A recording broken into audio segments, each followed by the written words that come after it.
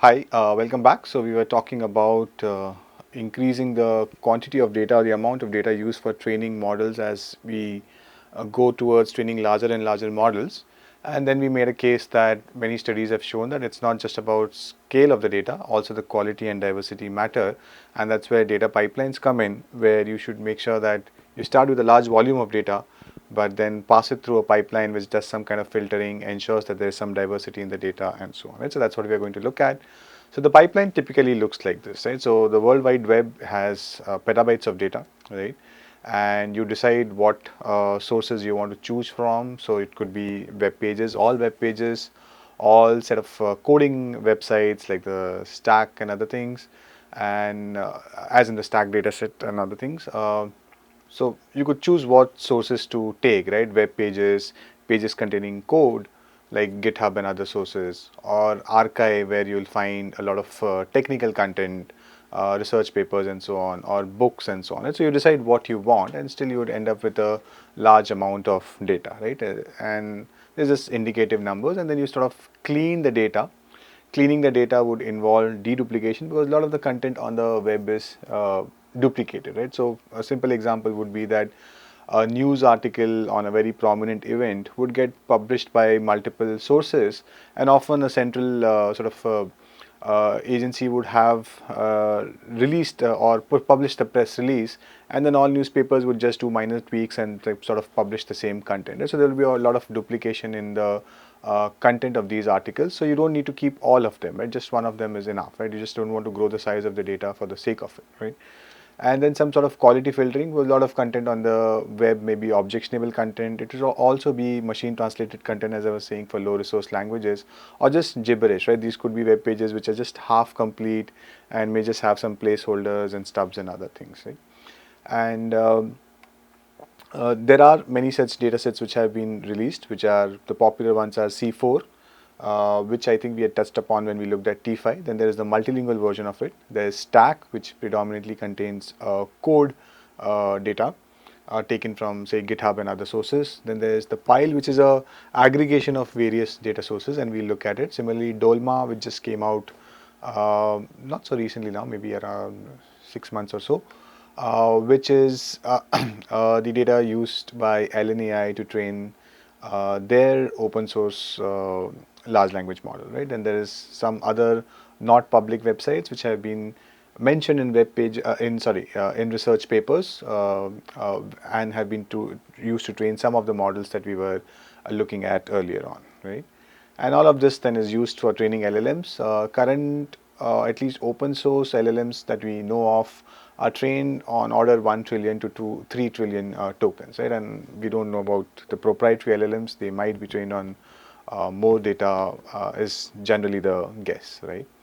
So now let's look at how do you source, what are the data sources, and what is the cleaning pipeline. So here's a disclaimer, right? So although we would like to know everything to the last detail, for many data sets, the cleaning pipelines are not available, right? How did how did they arrive at the data? What were the different stages? It's not known for many data sets.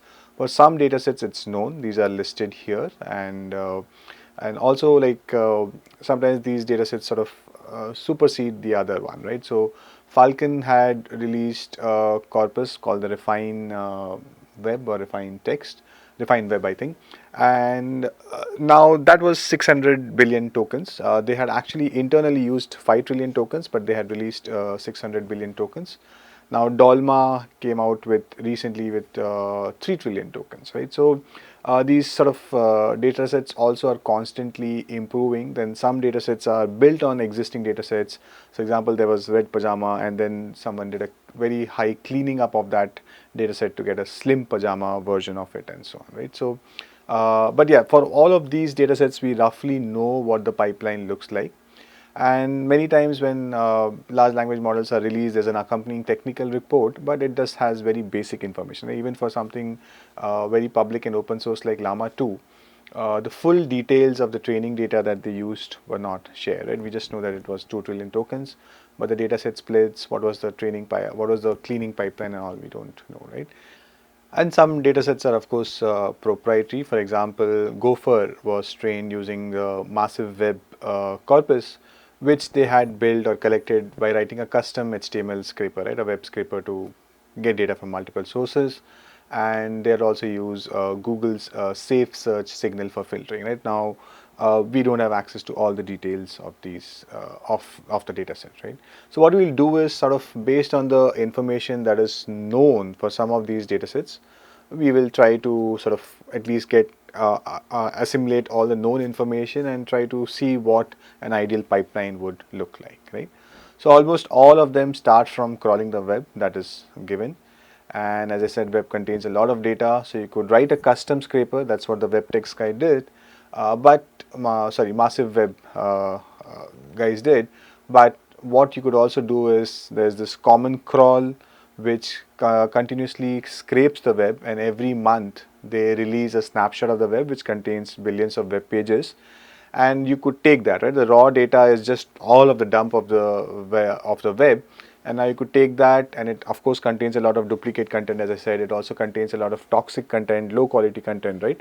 And maybe sometimes PII also, because it has scraped from anywhere and everywhere that they could from the web, right? So you need to be careful about filtering all this data, because garbage in is garbage out, right? So you just train the model on all sorts of garbage, for example, a lot of stub pages like lorem ipsum content, right? Then it's not really useful. And not just that, you're also burning compute and training on wasted tokens, right? So, or sort of garbage tokens. So that's why we need to clean the data. So let us understand what the common crawl format is, because common crawl, as I said, is what is used by as a starting point by many datasets or some equivalent of it. So it is useful to know what common crawl looks like, and then we can see how to clean it and so on. So this raw data is available in multiple formats, as you can see here, right? And all these formats differ in the dump size that they result in, because they might contain a lot of extra metadata information, so on. So typically the the sort of format that at least we have worked with is the WET format, which is the plain text format, and it sort of comes down to around a few TBs, right? And you can look at their website to know more details, but this doesn't matter, right? Whatever format you take, you have to start with that, and that's the raw format, and you have to sort of get out clean data from there. And CC snapshot, as we said, releases a snapshot every month. But if you want to create a large data set, you would take snapshots from multiple months or even multiple years, right? And then that becomes a challenging task, because you have a lot of data to deal with. So how do you take all this data and clean it up? And not just that, even if you clean it, so how are you certain that you have actually done a good job? Because it's not easy to measure the cleanliness of the data also, right? Because how will you know that everything that was toxic on the web has been cleaned out? So you can only make a best effort attempt in such cases, right?